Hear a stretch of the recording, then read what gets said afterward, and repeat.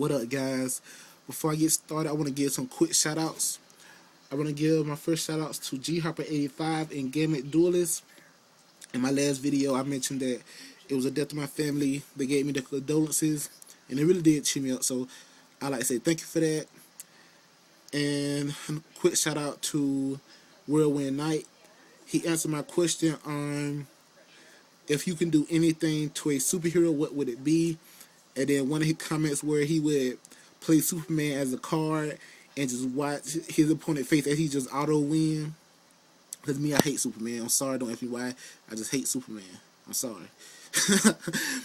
But yeah, let me get started. This is my new segment, Attacking the Meta.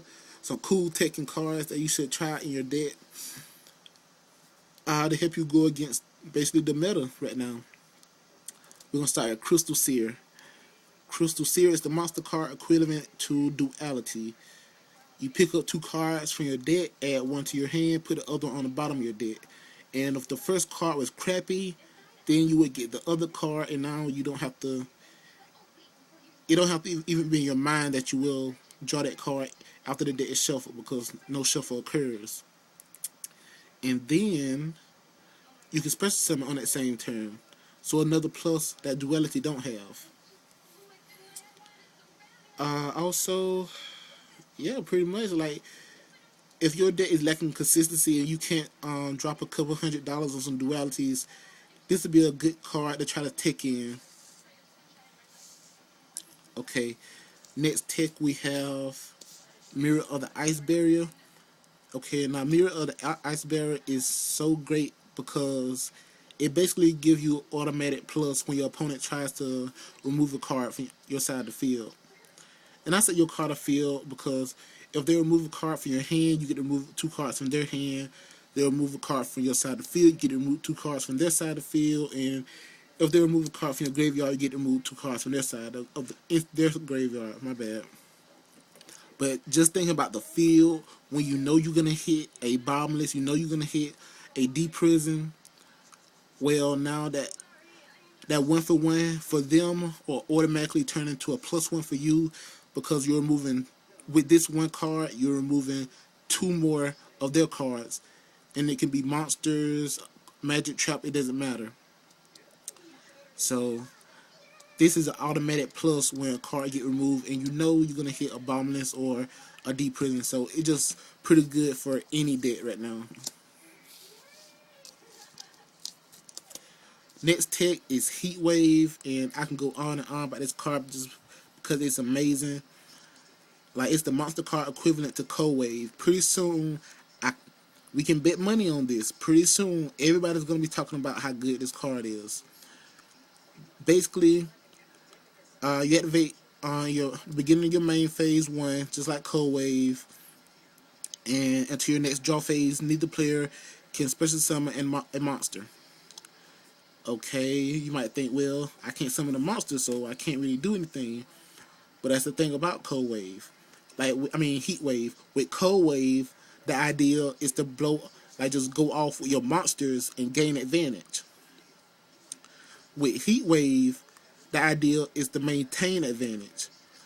Because, like, if you already got advantage and you worried about your opponent doing some crazy stuff and just going off, well, now you can just Heat Wave and not worry about anything.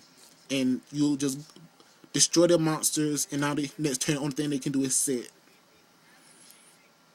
Okay, and then just saying, let's say you run over a Raikou, they mill a wolf, they can't special summon it because you're on the Heat Wave. You go activate Heat Wave, activate a destruction effect, Stardust negates. Well, now Stardust can't come back because you're still on the Heat Wave. So it's a great card to maintain advantage, and you can basically stop your opponent from just going off with other things, with their monsters, basically.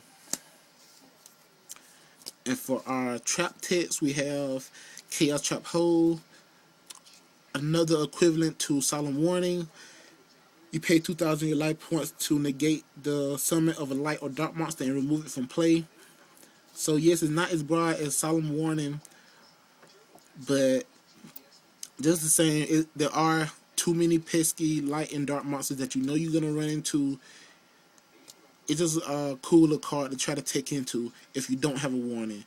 That's the only card that you would try to trade this in for, is a warning. Okay, next chap, Compulsion. That's the name. That's why I said it's Compulsion. Now, the rest of that don't matter. It's Compulsion. Okay, it's an automatic out for any synchro, and then just saying if your opponent want to go off with a monster like JD, you can basically just throw your monster back in your hand and just save it. Enough said. Okay, I'm gonna end this off with a quick question of the day. If you answer this question, I will give you a shout out in my next video. Okay, of course, everybody knows that Magical Dimension does not target. I know you know this because every good player knows this and only good players watch my videos. But what I want to know is, the reason that Magical Dimension does not target is because the part of the effect that lets you destroy a monster on your opponent's side of the field. Wait, let me start over. The card do not target because the first half of the card has already been resolved, in which you tribute one of your monsters, especially a spellcaster. Okay, so the card has resolved, and then it gives you the ability to destroy a monster on your side of the field. So my question is, because since this card effect resolves before you gain the ability to destroy a monster on your side of the field, won't that mean that you can get over status with this as well? Quick question. Just somebody PM, comment me, let me know. The first one with the answer gets a shout out in my next video. Peace.